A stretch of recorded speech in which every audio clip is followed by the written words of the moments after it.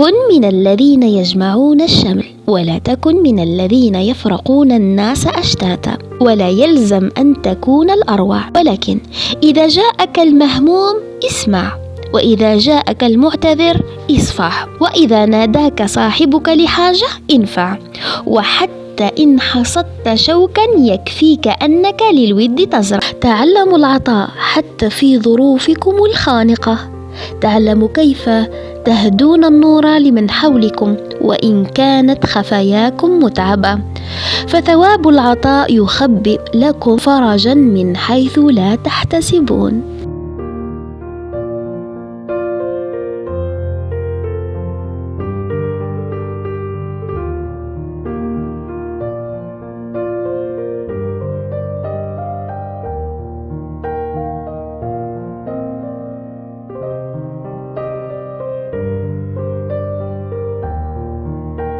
سلام حبوباتي، مرحبا بكم معنا مع عالم سومية، منورين قناتي. ان شاء الله دائما الفيديو تاعي يلقاكم بكل صحه، دائما تكونوا فرحانين وهانيين وتستقبلوا نهاركم بكل طاقه ايجابيه وتفاؤل. يعني كما راكم تشوفوا طولت عليكم، كانت شويه مريضه مي الحمد لله يعني فات على خير والحمد لله، ورجعت لكم بقوه. كما راكم تشوفوا اليوم حبوباتي حبيت نشارك معكم روتيني لهذا اليوم، روتين خفيف كالعاده يعني مع واش درت في نهار اليوم. يعني فات ما شاء الله ليه كما تعرفوا درك الايامات راهي قصار ليه فوتو.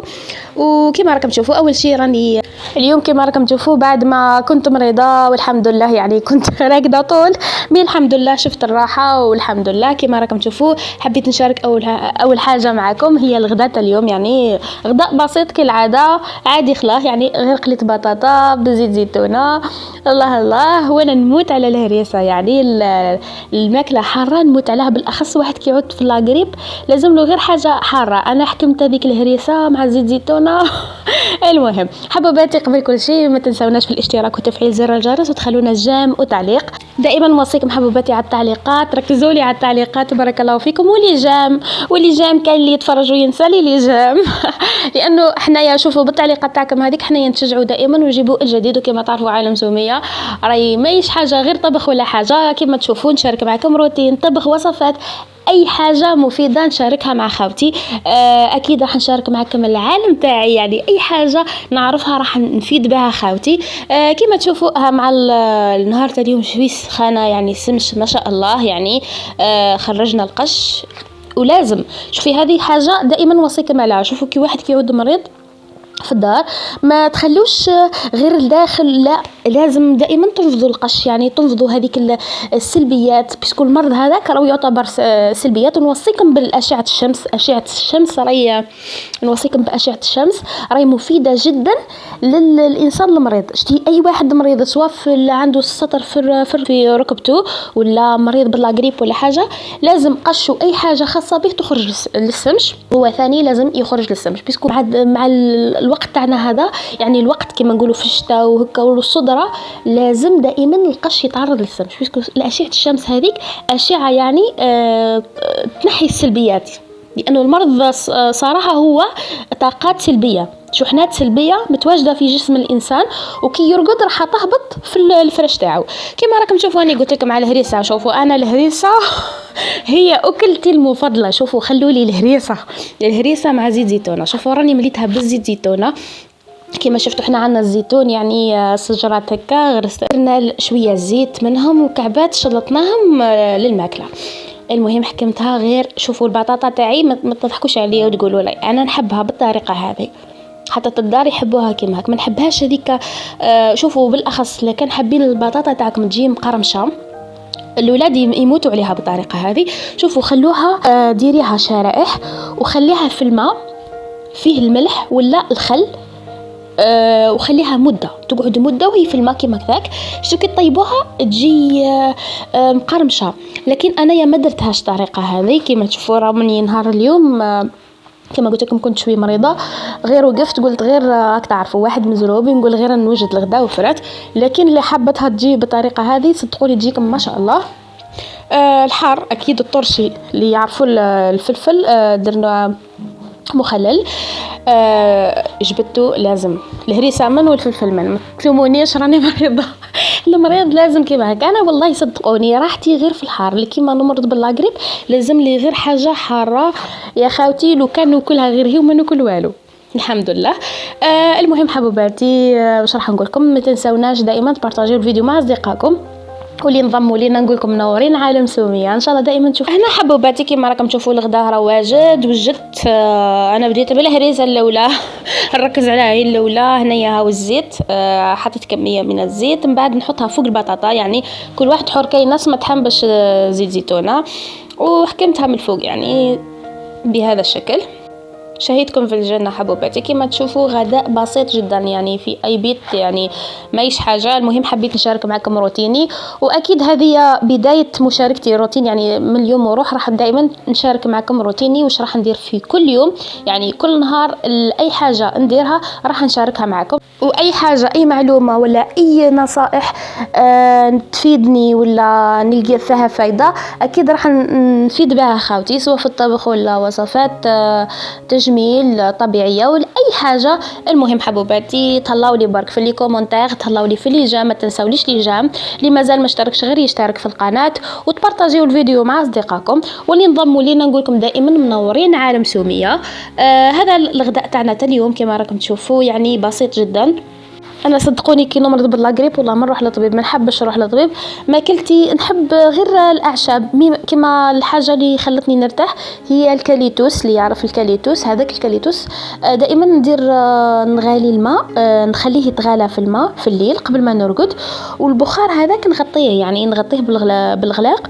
كي نبدا راح نرقد نحل هذاك اللفار، هذاك البخار هذاك، ندير روحي بشكير ولا حاجه ونشم هذاك البخار هذاك، بيسكو هذاك البخار غير تشميه تلفي روحك يعني بحاجه، يعني غطاء ولا اي حاجه ورقدي طول. هذاك صدقوني هذاك اللي رتحني انا يا من لاغريب، يعني كنت صراحه قلت والله لاغريب قويه، بالاخص الايامات هذيك تعرفوا كما راكم تشوفوا هنايا وجدت القهوه مع العشيه، تعرفوا لازم القهوه تاع المساء، احنا القهوه صباح وعشيه يعني صراحه احنا ماشيين بالقهوه.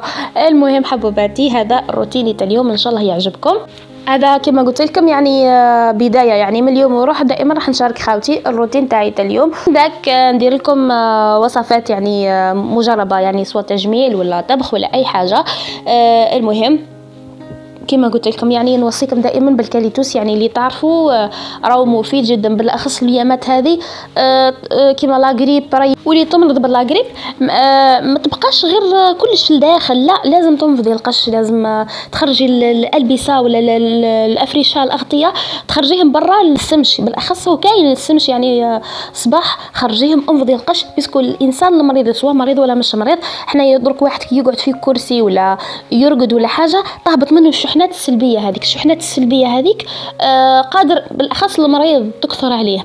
انتي على هكا لازم تنفضي القش، انفضي القش تاعك كل صباح وخرجيه للسمش، بيسكو السمش حبوباتي راني نوصي ونعاود راهي ما شاء الله مليحه بزاف. كما قلت لكم انا دائما نخرج للسمش ولا نخرج قشي، القش بالاخص لازم يخرج دائما للسمش. الكاليتوس كذلك نوصي به، يعني عن تجربه والله هو اللي خلاني نرتاح، يعني كنا دار كامله مرضى الحمد لله بفضل ربي سبحانه. والكاليتوس والله فيه فائده ما شاء الله، اللي حابه تشرب ولا اللي حابه كما الطريقه اللي قلت لكم عليها، اكيد الطريقه دوك ندير لكم فيديو عليها وحدها، يعني باش تعرفوا الطريقه كيفاه. هنا يا حبوباتي مع العشيه بعد ما شربنا قهوتنا وتعشينا وكلش، هنا غسلت الماعن، وكما تعرفوا لازم واحد ينظف الكوزينه. هنا كما تشوفوا دائما الفلاجل نحطهم في البواط مونجي، يعني باش ما لازم نغطيهم صراحه، لازم اي حاجه تغطى، حتى الماعن ما متخبيهم ولا هيك لازم نحب نغطيهم. يعني ثاني حاجه البنات ما حكيت لكمش عليها، كاين فيتامين سي، فيتامين سي دائما ننصح به، يعني يتباع هذاك يجي تلقوه في لا فارماسي ليسونسيال الفيتامين سي اللي تشرب. صدقوني هذاك ما شاء الله، يعني انا نحكي على الاشياء اللي فادوني انا. شوفوا الفيتامين سي نشريه بلا ما نروح للطبيب، يعني ولا نقولوا اعطيني وصفه ولا حاجه. كاين المغنيسيوم ولا الفيتامين سي، انا الاكثريه الفيتامين سي هو ما تكثريش منه، بصح كي تعودي في اللاغريب اشربيه كي تعودي مريضه، مثال بيسكو هو شتي كي تعودي الفشله هذيك، ماما انايا كي نشربه صدقوني نكون ما نقدرش حتى نتحرك.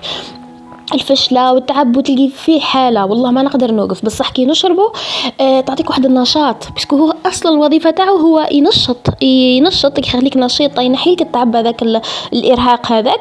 على هذا ننصحكم به كما قلت لكم الكاليتوس. والكاليتوس يعني راح باذن الله راح ندير فيديو خاص على اللي لقيت فيهم فايدة يعني وننصح بهم. الكاليتوس كما قلت لكم تقدر تستنشقي الماء تاعو هذاك البخار يعني تخليه يتغلى، تبدي راح ترقدي تجيبي هذيك البرمة ولا الكاسرونة كي تفتحيها لازم تكون ديجا مغطيه، سواء ملافه روحك بشكير ولا حاجه غير تشميه طول، ابقي زيدي لفي روحك مليح وارقدي طول يعني هذاك، سواء تشربي الماء تاعو ولا بالطريقه هذه راهي عن تجربه. كذلك لازم الدار تتهوى، لازم الأشعة الشمس تدخل الدار. ثاني حاجة والأهم من كل شيء، الدار تاعكم لازم تسيقوا بالماء، الماء الملح راهو مليح بزاف، يعني هذه أصل الأمراض هي طاقات سلبية. والملح كما قلت لكم ننصح به لانه هو اللي ينحي الطاقات السلبيه، يعني مليح بزاف. يعني تحطي مثال الماء اللي راح تمسحي به حطي فيه الملح. المهم حبوباتي هذا اللي حكيت لكم عليه، يعني عطيت لكم ملخص برك على الحاجه اللي فادتني. كما قلت لكم لي فيديو اللي جايين باذن الله راح نحكي على كيفيه ازاله الطاقات السلبيه بالملح، ونحكي على اي حاجه ذكرتها لكم الان راح ندير عليها فيديو خاص بها. الان حبوباتي وصلنا لنهايه هذا الفيديو، ان شاء الله يعجبكم الروتين تاع هذا اليوم. ما تنسوناش الاشتراك وتفعيل زر الجرس، تبارطاجيو هذا الفيديو مع اصدقائكم. الى الملتقى ان شاء الله في فيديو اخر. السلام عليكم.